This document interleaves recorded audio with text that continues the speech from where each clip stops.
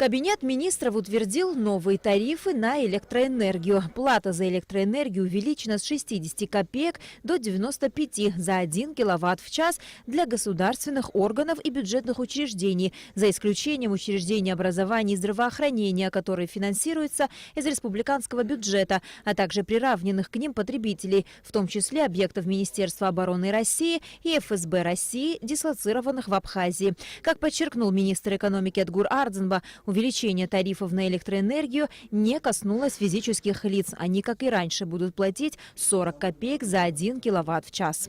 Тариф на электроэнергию в отношении этих лиц увеличивается с 0,60 рублей до 0,95, то есть 95 копеек. Это не касается нашего населения, это не касается юридических лиц, коммерческих организаций. Все как было, так и остается. Касается только государственных органов и бюджетных учреждений, за исключением учреждений образования и здравоохранения. Правительство приняло решение дополнить перечень сырья и материалов, ввоз которых на таможенную территорию Республики Абхазия не подлежит налогообложению. Теперь в их числе клинкерный цемент.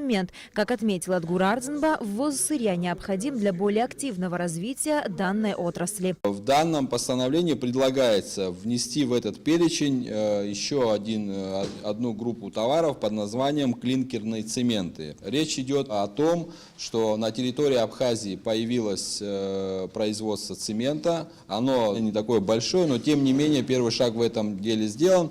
И клинкерные цементы, о которых идет речь, это сырье для производства этого цемента. Члены правительства определили квоты допустимого улова на сезонную путину в целях эффективного использования биологических ресурсов Черного моря, а также охраны промысловых рыб у берегов республики. На территории Абхазии действует 7 предприятий, которые занимаются ловом и переработкой рыбы. При этом приняты все необходимые меры для безопасности и экологии республики. Согласно приложению к постановлению Кабинета министров по видам рыб: хамса 27 тысяч тонн, ставрида 130 тонн, барабуля 100 тонн, шпрот 350, кефали, семейство кефали 120 тонн, мирланг 150 тонн, катран 5 тонн, камбала 10 тонн, скаты, там входят несколько видов 20 тонн, луфарь 200 тонн, смарида 50 и прочие виды 25 тонн. Правительство дало согласие на перевод земельного участка площадью 15 гектаров в селе Дранда Гулрыбского района из категории земель сельскохозяйственного назначения